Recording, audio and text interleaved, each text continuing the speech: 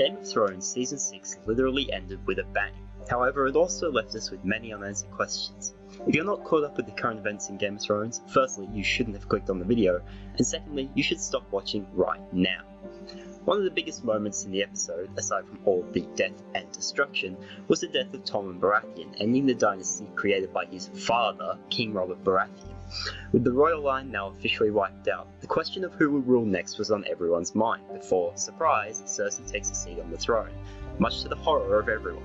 No one really questioned her legitimacy, what with all of the terror going on around the city, but surprisingly she does have a claim to the throne. But first, a quick lesson on succession. The Seven Kingdoms uses a system called male primogeniture. In simplest terms, the eldest son gets the crown, followed by any remaining sons in order of birth. If there are no sons remaining, we move on to daughters, following the same rules. Then comes the king's siblings, males first, then females. This is all fine until someone has the idea of using a large army to circumvent the easy to follow instructions for a dynasty, which is exactly what happened when Robert and his BFFs, Jon Arryn and Ned Stark, rebelled against the Mad King Aerys II. TLDR, Aerys and his son died and the rest of the family were either killed or fled into hiding, and Robert was crowned king. Officially, Robert had a legitimate claim on the throne. His paternal grandmother was Rhaelle Targaryen, auntie of the Mad King. In reality, his claim was based on one thing: bigger army diplomacy.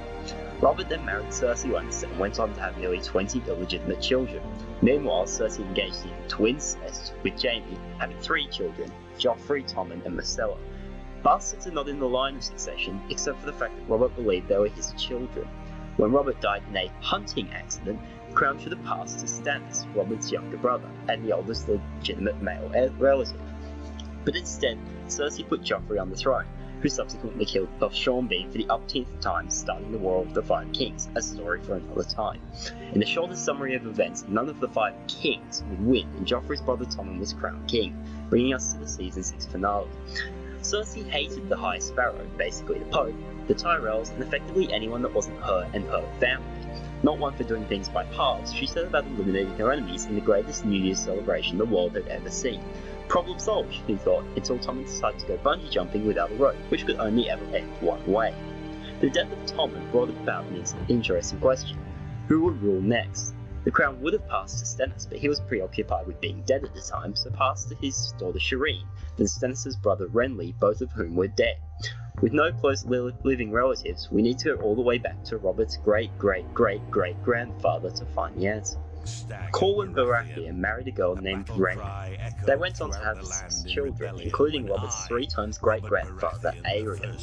They also had a daughter named Lyanna, who married one Matthew Lannister, Lord of Casterly Rock. Following the line down, we return to the realm of characters people actually know, with Tywin Lannister. It is at this point that we find the actual heir to the Iron Throne, one Jaime Lannister.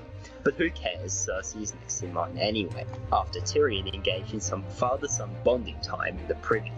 The even bigger question posed though is, does the line of succession really matter? Robert was only king because he said he was and had an army to cement his position.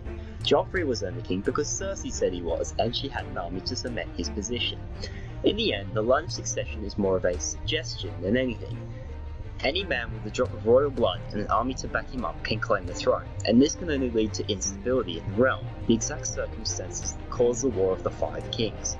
With Season 7 showing Cersei's decline into utter tyranny, we have entered the era of the one and only, nobody doubts it, Mad Queen.